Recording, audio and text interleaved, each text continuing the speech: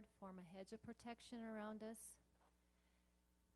And God, thank you for bringing Pastor Keegan and Haley back safely from their trip. Bless them, Lord, and bless the words that you have laid upon Pastor Keegan's heart for us today. Amen. Kids, you are dismissed to go downstairs. Oh, mad dash. I love it. Oh. So this week is our second week on our studies of the attributes of God. And we're going to be looking at 6 different attributes over the next few weeks. I guess today's now 5. Yeah, 6-week study anyways. But last week we talked about the mercy of God. And the definition that we used for the mercy that we receive from God is that it's when we don't get what we do deserve. God gives us mercy, meaning we don't get what we do deserve, meaning we deserve death. Because of our sin, because of our unrighteousness, we deserve this death, this damnation away from God. Yet His mercy, because of His mercy through Christ, we don't have to have that. He gives us an opportunity and He gives us a way to have this relationship with Him and not have to face that death. We looked into Lamentations 3, and the book of Lamentations, it is the prophet Jeremiah's diary, if you will, his complaints, his cries, his grievings, all of it. And that is the book of Lamentations. And in chapter 3, he's going on and on and on about the destruction of the temple and how he's tired and how he's exhausted and how the people are hurting, how he's hurting, how he can't go on anymore, he doesn't want to go on, he just wants to kind of be done, and everything is horrible and it's the worst and life is not fair. Yet in the middle of that, he writes an amazing line. He says, "Yet God, your mercies are new every morning." In the midst of all of that, his focus turned to mercy. God's mercy is new for us each day. Mercy is who God is. It's at the core of His being. It is part of His heartbeat. And we read how He is rich in mercy. And that descriptor, the word rich, and like I said, it's just a descriptor, but the tense used of that word in the original Greek was a present tense, meaning it is continuous. It is unending state of mercy. God is rich. He is always rich in mercy, always will be rich in mercy, always was rich in mercy. It is unending. However, this mercy doesn't mean He isn't just. He is both just and merciful. And this doesn't mean we should go and do whatever we want all willy-nilly, like, oh, God is going to give me mercy so I can go and do whatever I want and I can willfully abuse that mercy and sin against God. That's not what that is saying. No, His mercy is a righteous mercy given so that we can have this relationship with Him. And when we are in our toughest of times, when life isn't fun, when life isn't fair, and we're tired, when we're angry, when we are hurting, His mercy is there for us.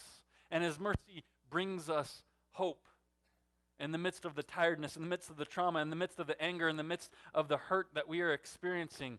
His mercy gives us hope because our God is a merciful God. Our God is a God who loves us and gives us mercy in our brokenness. And this week, we're going to be looking at another attribute of God. And we're going to be looking at going to several different passages today, but we're going to be starting in Matthew 6. And so if you want to go ahead and turn there, you can. But I'll have the scripture up on the screen. But I want to start off with a kind of I guess you can call it a fun question. But what is it that keeps you up at night? What keeps you up at night? And I'm not saying, I'm not talking about your loud neighbor or that dog that's continually barking or your wife snoring. And before you ask, no, Haley does not snore. If she does, it's not loud enough to wake me. So she might, I don't know. No, what I'm asking, though, is what are the concerns? What are the worries that keep you up? Those things that go through your mind that make you restless. What are you worried about? And you go and you lay down at night when you have a moment to rest and you want to relax and the worries start to pop into your mind. What are those?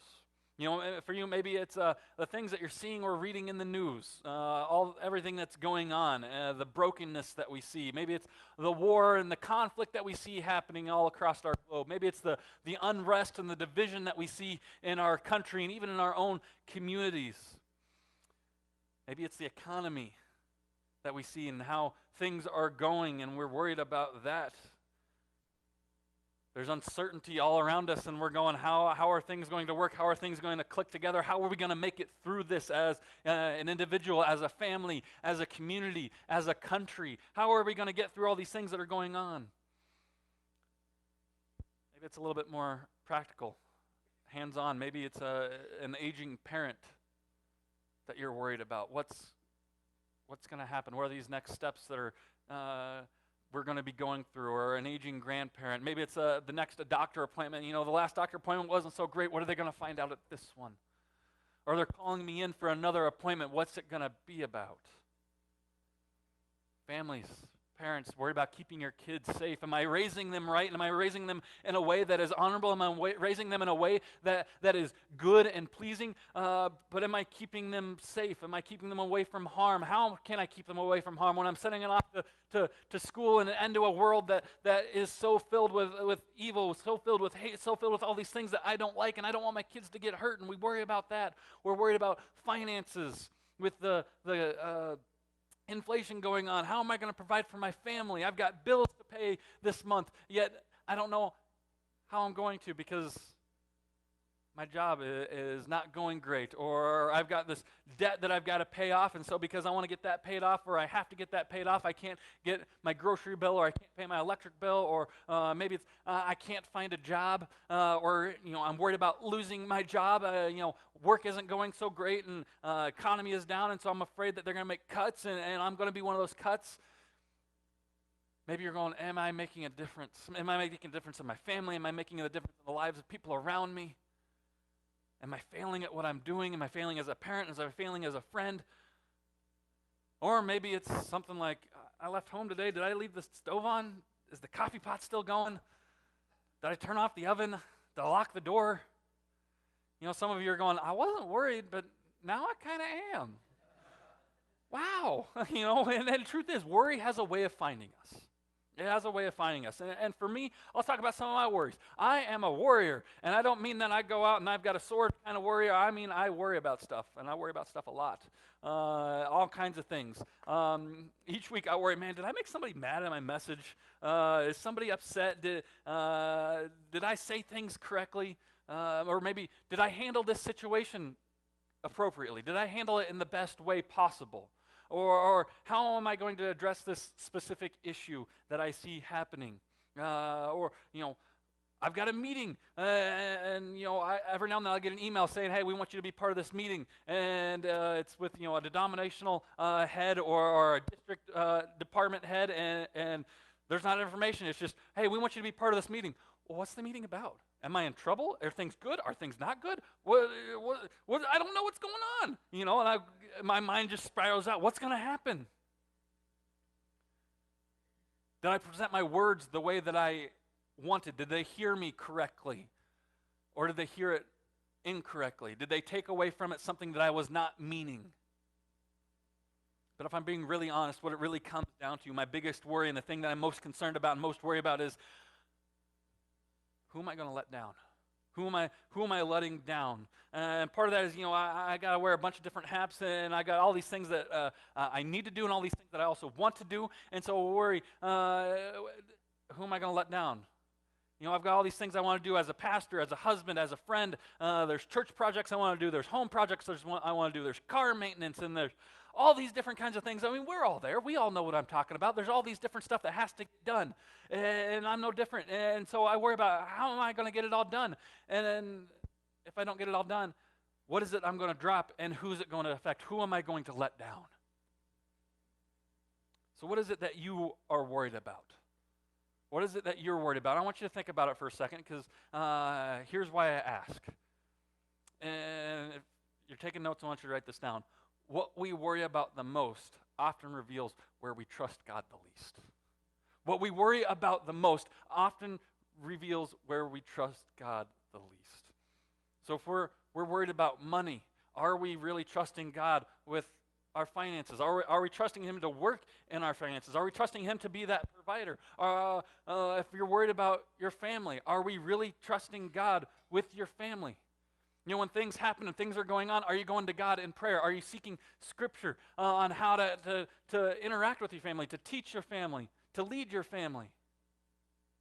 If you're worried about who you're going to let down and how you may let them down and how you're going to get everything done, am I really trusting God to be my identity and to be the true provider and sustainer, not just for my life, but also for the lives of those around me that I'm trying to care for? See, these sermons aren't just for you. Sometimes God uses my own words to, my own foot to kick me in the pants. It's fun. But what we worry about the most often reveals where we trust God the least. Yet Jesus says this to us. If we call ourselves a follower of Him, this is what He tells us. And this is Matthew 6:25-27, where He says, "Therefore I tell you, do not worry about your life, what you will eat or drink, or about your body, what you will wear. Is not life more than food, and the body more than clothes? Look at the birds of the air. They do not sow or reap or store away in barns, and yet your heavenly Father feeds them.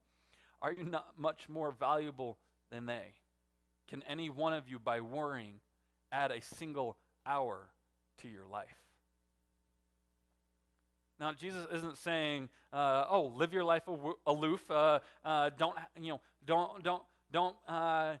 take care of things that you're supposed to. But what He's saying is, we often stress and we worry about things that are outside of our control. We worry about things that are outside of control, or things that really don't matter. You know, they really don't matter.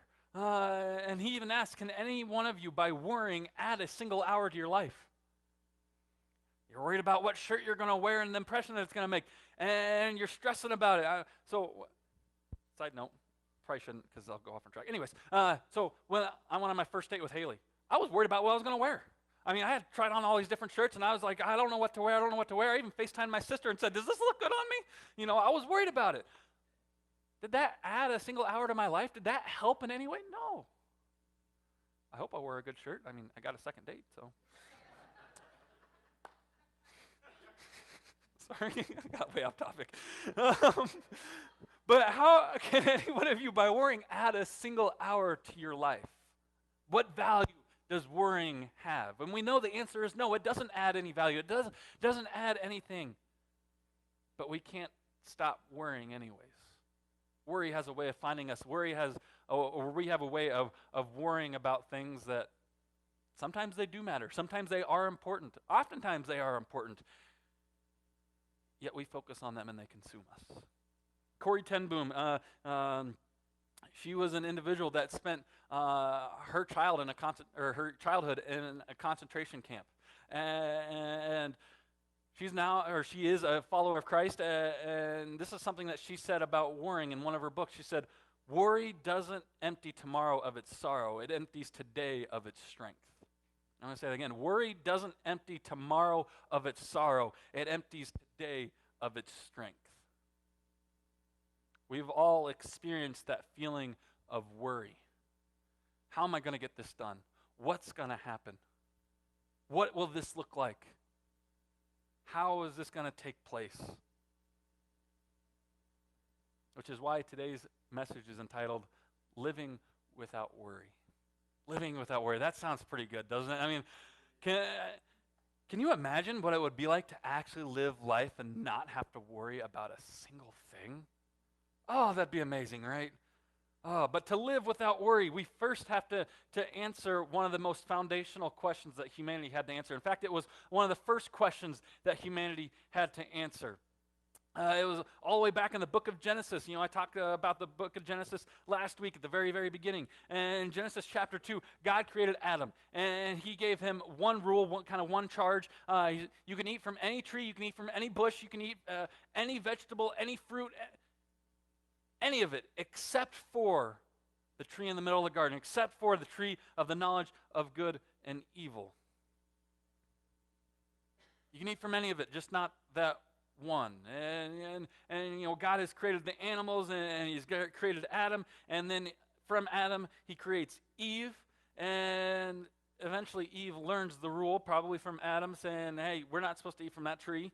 And anyway, she's in the garden one day and, strolling about, and she comes along the serpent. And the serpent says, or begins talking to Eve, and the serpent says, did God really say you couldn't eat from that tree?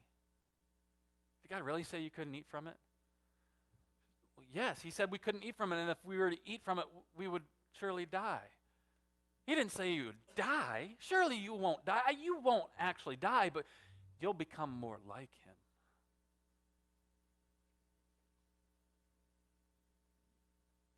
Serpent twisted the truth, and what he did is he introduced a question to Eve. Did God really say? The question he kind of introduced is, can you trust God with what he said? Is God trustworthy? A few verses later, Eve's in the garden, and it says that she looked at the tree and saw that it was good to eat, that it was pleasing to the eye, and it was desirable for gaining wisdom. And so she had a choice to make, just like we have a choice to make every single day when we make one of our 350,000 choices a day. Am I going to trust God, or am I going to trust what I can see? Am I going to trust God, or am I going to trust what I can touch? Am I going to trust God, or am I going to trust what I desire? Am I going to trust God, or am I going to trust what I can control, what I can put my hands on, what I can see, what I can feel, what I can process?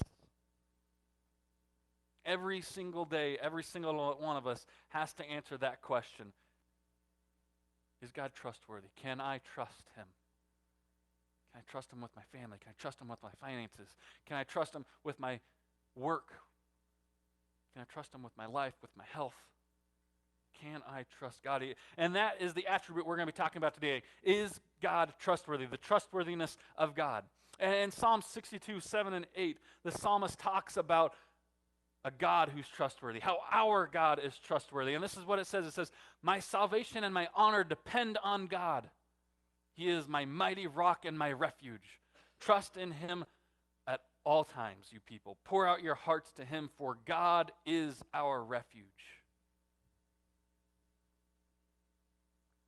Not some of the time, not when we feel like it, not just with our eternity, not just with parts of things that we want, or part of things that we desire, or part of the things that we want to do and not want to do.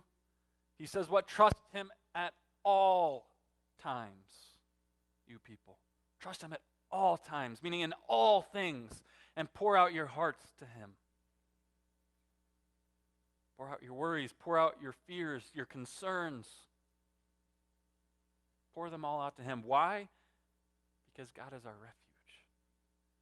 It says, he is my mighty refuge, my mighty rock and my refuge. That place of solidness, that place that I can go to, that place I can find security, the place I can find hope, the place that I want to be when all things get scary and out of control.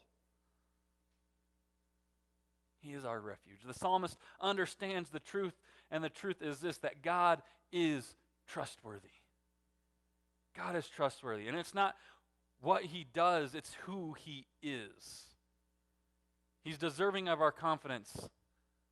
And so how do we know that God is trustworthy? Well, I'm going to give you 3 reasons why we can know that God is trustworthy. Not every reason, because we don't have the time, because we would quite literally be here for all eternity. But 3 reasons. How do we know that God is trustworthy? The first reason is this. We know that God is trustworthy because God has been faithful before. God has been faithful before in the past. There's this theme in the Old Testament. It comes up in Genesis, it comes up in Exodus, it comes up in Deuteronomies, Numbers, comes up in Psalms, comes up in the minor prophets, comes up in the major prophets, comes up in the books of wisdom. It's a theme that's repeated over and over and over and over and over and over and over and over again. It's this, and it's one word. The theme is this. It is remember. Remember. The Israelites are constantly being told to remember, especially when they've gone against God, when they've gone away from God, and they've been given over into their hands of their enemies. They're told to remember. In Deuteronomy 5:15, another time when Moses, or in the Old Testament when it says to remember, Moses says this to the people of God. He says, remember that you were slaves in Egypt, and that the Lord your God brought you out of there with a mighty hand and an outstretched arm. He says, remember that time. Moses is telling them, remember that God has been faithful before. Remember the fact that when you cried out for mercy, God heard your cry. Remember that God delivered you from the most powerful ruler on the face of the earth with 10 plagues that affected him, that affected his people, and didn't affect you.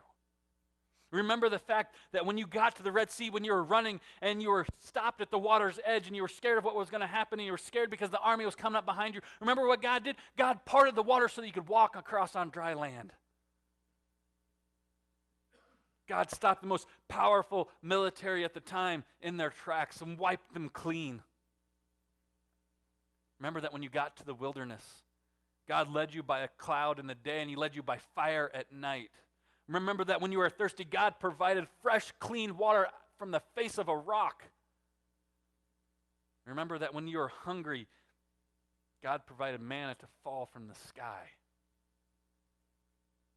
Remember that God has been faithful before. Remember that our God is trustworthy because if he's done it before, he can do it again. It's why the Israelite people had this practice. Anytime that God would do something significant, they would put a pile of stones together. They'd put a pile of stones together. And so when Jacob wrestled God on the edge of the river, he built a pile of stones to remember what had happened there. They would build this memorial. When Moses went and got the 10 Commandments and he came back down, what did they do? They piled up stones together to remember what had happened. When they would walk by, they could say, this is where that happened. This is where God had been faithful. When they came to the Jordan River that was rushing and flooding, and they didn't know how they were going to get across, and God made a way for them to get across, they built a pile of stones to say, this is where God showed up. This is where God helped us. This is where God was faithful to us. They could be reminded how we could be reminded of what he could do. So how do we know that God is trustworthy? Remember that he's been faithful before. So what are the piles of stones in your life that remind you of God's faithfulness? Those times in your life where you remember what God has done for you. Maybe it's when he radically transformed your life when you entered into that relationship with him. Where that sin that held on to you and you couldn't break away from it was suddenly broken because you gave your life over to him. Maybe it's when somebody that you'd been praying for came to Christ. Somebody you'd been praying for was healed. Somebody that you'd been praying for finally realized that they are loved and that they are cared for. For me, one of those piles of stone was when I was fresh out of college and I was desperately looking for a ministry position. And some of you heard my story before. I was at a church there in college and I was working and a lot of stuff happened there, but they ended up asking me to be the pastor. God said to tell them no, and I still don't understand why, but he did. Actually, I do understand why, but at the time I didn't. And so the only thing I had going at the time was a summer internship in Rapid City. And I spent that summer desperately applying to positions all across the country. I mean, I applied to 30 different churches, one of those being in California. That's how desperate I was. And each and every one of them got back with me, and it was a no. Sorry, you're not a right fit.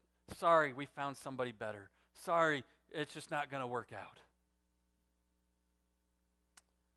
And there had been a position that I applied for, but I had pulled my resume and my name out of because it wasn't going to work in my timing. I applied to it in the April before I graduated, and I got a message back, and they simply said, hey, this is great. We love everything that we see. We're going to start conducting interviews and everything and make a decision at the end of May. I'm going to be graduated a month by then. I need to have something. I can't be waiting on just this. And so I pulled my name out because it didn't fit my timing. And it was a position that I really wanted. And so I was going throughout the summer, and that popped in my head again, like, man, I should have left my name in there. I should have left my name in there, but man, I guarantee that position's filled. It's filled, and it's gone. And I was at the family camp that the Wesleyan Church was having right before our district conference. And I remember being at the altar there in the tabernacle at Cedar Canyon Camp and praying, going, God, I don't understand. You've called me into ministry, yet every place that I'm going is telling me no. It's telling me that they don't want me, that I'm not a right fit, that it's not going to work out, all these things. God, you've called me into this. And God, I will go wherever you want me to go. Remember, I applied to California, so if you want me to go somewhere, I will go there. And then I prayed, God, and I'll do it in your timing. I'll go where you want me to go, and I'll do it when you want me to do it. But it's got to be your timing, and God, if you could make it fast, that would be great. Summer's running out, but God, I will do it in your timing. That very next week, I then got a call from that position that I had pulled my name out of, and they said, hey, every other candidate that we had, it hasn't worked out. It wasn't a good fit, or they pulled their name out as well. Would you want to apply? And it was there in Rapid City, and it worked out. Not my timing, but yours. And so now, when things aren't going according to my timeline and according to the way that I want and how fast I want them, I try, and that's the important word. I try, because I don't always, I try to remember what God had done. I try to remember that pile of stones. God, you have been faithful before. I'm an impatient person, so sometimes it takes me a little bit to remember.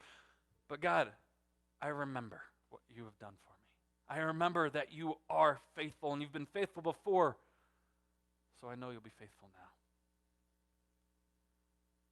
God has been faithful before. That's number one. Number two, how do we know that God is trustworthy? Well, God is faithful not just before, but God is faithful today. See, God led the Israelite people to the edge of the promised land, the land that he said would be theirs, to the very doorstep, to the place that they had been desiring for, because God had said, this will be yours. And so they get to that doorstep, and Joshua, one of the leaders, he stands up before the people, and he says this to them, and this is in Numbers 14:9. He says, only do not rebel against the Lord, and do not be afraid of the people of the land, because we will devour them. Their protection is gone, but the Lord is with us. Do not be afraid. You see, Joshua understood something, and what Joshua understood was that our success is not dependent upon what we see. Our success is not dependent upon the size of the opposition. Because Joshua was one of the 12 spies that was sent in to check out the land. And him and one other spy were the only one that come back and said, hey, we got this, guys. All the others were saying, no, these guys are too big. It's filled with giants. It's filled with all these mean people. It's filled with these huge armies. There's no way that will be our land. And Joshua was saying, don't be afraid. Their protection is gone. The Lord is with us. It's not dependent on what we see. It's not dependent on even what we can perceive. Our success is dependent upon the presence of God in our lives. And here's the good news.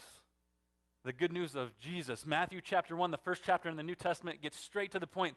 Behold, the virgin will conceive and give birth to a son, and they will call him Emmanuel, which means God with us. God with us. The good news of Jesus Christ is that he is with us. And in Matthew chapter 28, Jesus' last words to the disciples before he ascended into heaven, he said, and surely I will be with you always, even to the very end of the age. Saying, I will always be with you. You don't have to go without me anymore. The good news of Jesus Christ is what? It's that he is with us. And it's not that every single time we get into a difficult situation that God pulls us out. There are going to be times we're going to go through junk. We're going to go through hard things. We're going to go through difficult things. And we're going to be, God, pull me out of this. God, get me out of this. Take me out of this hurt. Take me out of this pain. Take me out of this tiredness. Take me out of this exhaustion. Get me out of this situation. And we're still going to be in it. It's that every single time we enter one of those situations and we're going through one of those situations, he is with us in the midst of it. He may not pull us out of it, but he is there with us. So how do we know that our God is faithful? How do we know that our God is trustworthy? He's been faithful before, and he's been faithful, and he's faithful today, because God's faithfulness today is not dependent on the absence of problems, but is dependent on the presence of God in my life. It's like when you're a kid and, if you have kids, maybe you experienced this before. If you're a grandparent, maybe you experienced this with grandkids. I remember doing this when I was little, when 5, 6, 7 years old. You know, your parents tuck you in at night. My mom would read me a bedtime story and all that stuff. They'd turn off the light, and then they'd go back out into the living room and watch TV or whatever. And then 30 seconds later, myself, or if you have kids today, they get up and they show back in the living room and say, I can't go to sleep. I'm thirsty. Okay, go get some water. Go back in bed. Now go to sleep. And so it's quiet for 45 seconds. And then 45 seconds later, they show back in the living room and say, I can't sleep. I'm not tired. Just go back to bed. You'll fall asleep, all that. And so they get them back in bed, and then 20 seconds later, they show back up. I can't sleep. I'm hearing noises. And at some point, you eventually wear them down to the point where they say, do you want me to come lay down with you? And you'd walk back to your room, and they'd be by your side, and they'd tuck you in extra tight, hoping that this time you can't wiggle out of the covers. And they lay down in the covers next to you, and you fall asleep. And nothing changed. Nothing had changed. Nothing about your situation had changed. You were still going to bed. You were still in the same bed. You still may have been thirsty, I don't know. But nothing about the situation had changed. But everything about it had now changed because there was someone who was trustworthy who was with you. Everything about it had changed. How do we know that God is trustworthy? We know that God is trustworthy because he's been faithful before. How do we know that he's trustworthy? Because he is faithful today in the midst of the pain, in the midst of the problems, in the midst of whatever we are going through. He is right there with us. And third, and I think you can see where this is going, we know that God is trustworthy because he will be faithful tomorrow. He will be faithful in the future. So God led the Israelites to the edge of the promised land. He had been faithful before. He was with them. He had just led them out of Egypt, and because of their own stupidity, he then led them in the desert for 40 years because they didn't want to do what he had told them to do.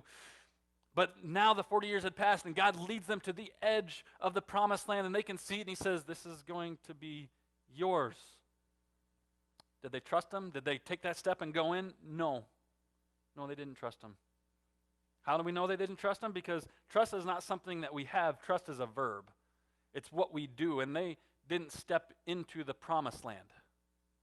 And here's what blows me away about this. What blows me away is that their story had already been written. They knew what the end result was. The end of the story had been written way back in Genesis 12 when God talked to a man named Abram, who he later named Abraham.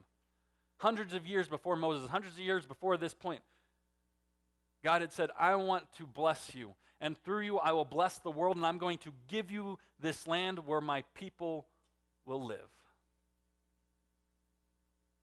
So they're at that point, and they're at the edge, and they decide to send in spies to scout out the promised land. And here's what God said to them. Numbers 13, 1 through 2. The Lord said to Moses, send some men to explore the land of Canaan, which I am giving to the Israelites.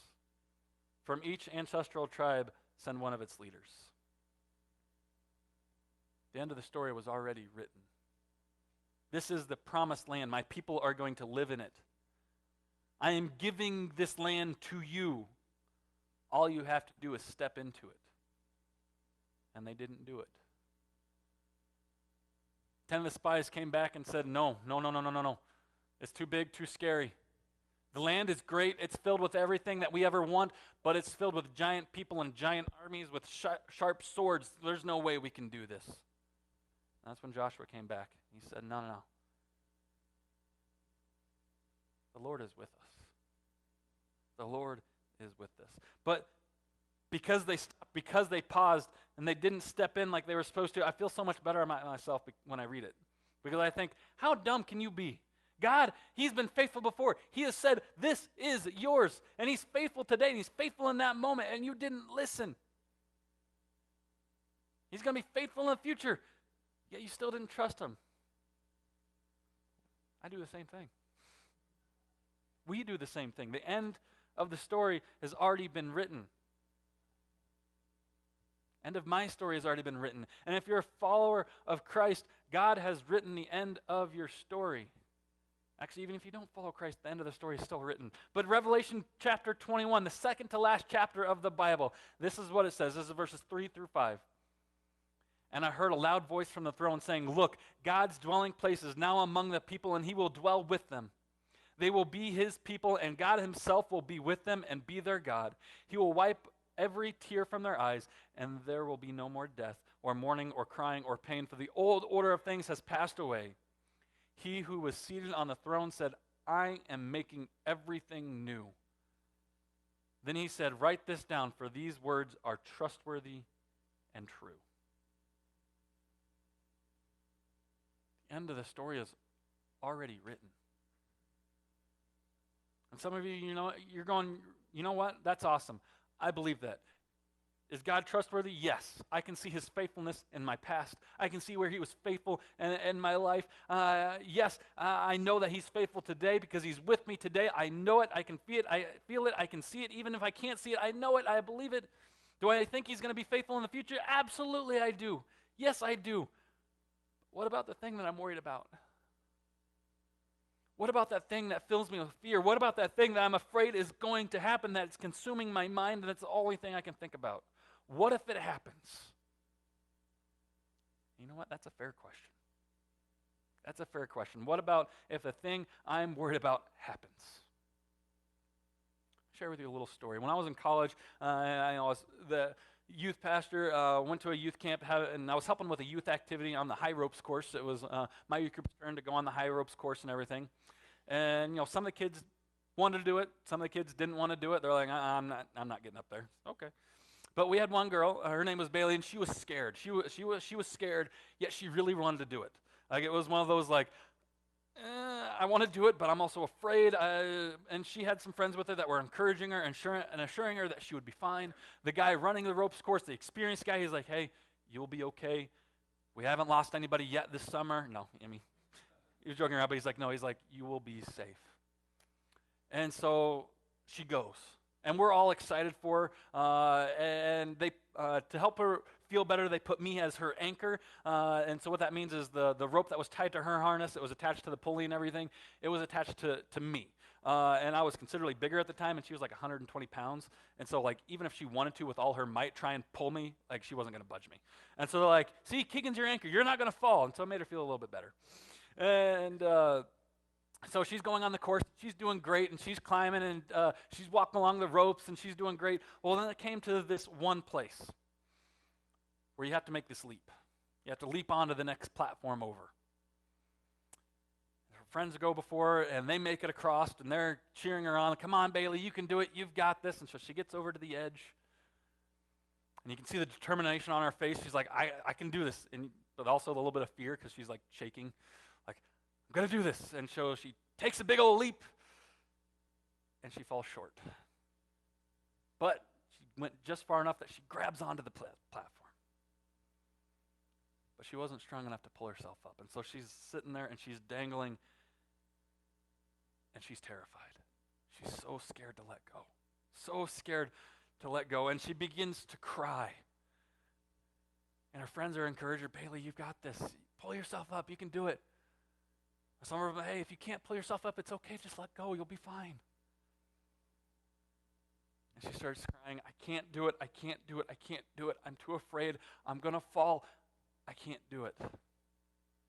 And so the person that's running the ropes course, they come over, and they, everybody's trying to encourage her. And he says, "Hey, guys, be quiet for a second. Be quiet for a second." And he calls up and he says, "Bailey, I want you to do something for me. I want you to take one hand, and I want you to grab onto the rope." And she fires back, "I can't. What if it doesn't hold me?" He's like, "It's going to hold a car. You're fine." He's like, "I know you're scared, but just take one hand and grab onto the rope." So she does. He says, "Okay, I need you to do one more thing." "What is it?" "I need you to take the other hand and put it on the rope." And you can just see her trembling, and she's scared, and she's worried. She doesn't say anything, and she lets go, and she grabs onto the rope. And that's kind of when it hit me. I realized in that moment, she didn't need to let go. She just needed to grab onto something better. She needed to grab onto something better, something that wasn't keeping her in place. You see, when you ask, how do you trust God in the moments when your biggest worry, your biggest fears, when those happen, when those come forward and those take place, you have to make a decision. And that decision is this: am I going to remain where I'm at? Am I going to remain holding on to what this is? Or am I going to grab onto something better? Am I going to hold on to this fear? Am I going to hold on to this worry? Or am I going to grab on to something better? In John 14:1, Jesus says this. He says, "Do not let your hearts be troubled. You believe in God. Believe also in me." You believe in God. Believe also in me. Jesus is trustworthy. God has been faithful before. He's faithful today because he is with you, and he will be faithful in the future. And I know there's some of you going through stuff right now where you're worried, where you're scared, where you're holding on to something. So my question is not what keeps you up at night, but what is it that you're holding on to? What is it that is keeping you in place? What is that worry? What is that fear that you need to let go of and grab onto something better, which is Jesus, and say, God, I trust you in this. Even if it doesn't work out the way that I want to, I trust you in this. We all have something that we're holding on to. We all have that thing that terrifies us, that thing that consumes our mind if we let it. We have to let it go. We have to grab onto Jesus, who says, I'm here. I'll see you through it. Let's pray.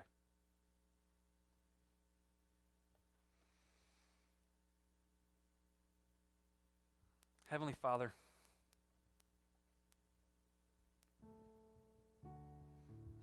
you are faithful. You've been faithful throughout all of our lives, God. Even when we weren't faithful to you,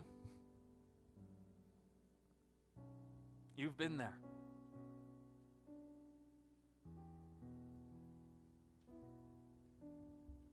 And right now, you are still there. You're still beside us. You've been faithful before. You are faithful now, and you're going to be faithful tomorrow and every day after.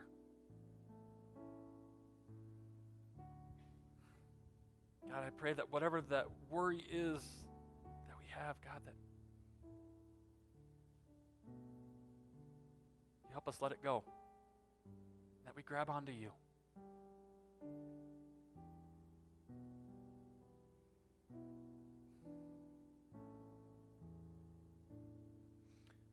And now I'm going to do something a little bit different. And we've got some people here from the prayer team. I want to call them forward.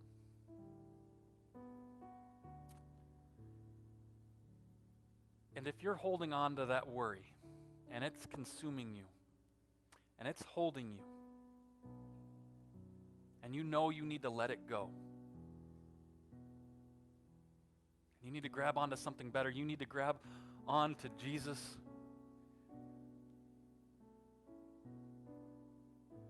you need that strength, or you need that encouragement, you need that help, what I want you to do is I want you to come forward. Let us pray over you.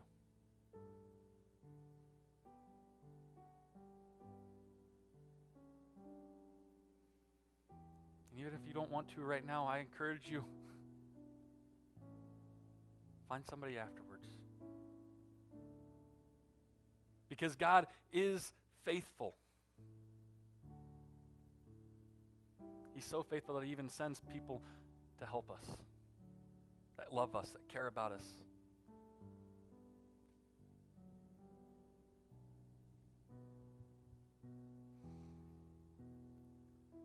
So I'm going to ask the prayer team to just stay up here during that last song as well. And so if you need that prayer, come up. But Heavenly Father, you are faithful.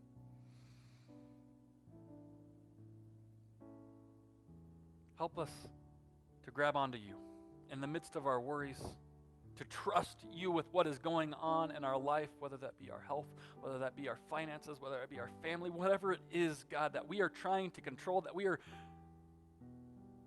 worried about. Let's let it go and grab onto you and live a life that is led by you, and live a life that is consumed by you and not by our worries, not by our fears. Give us that strength. Give us that hope. Pray these things in your name. Amen. Right, will you stand as we sing our last song together? And as Pastor Keegan said, remember, God is faithful.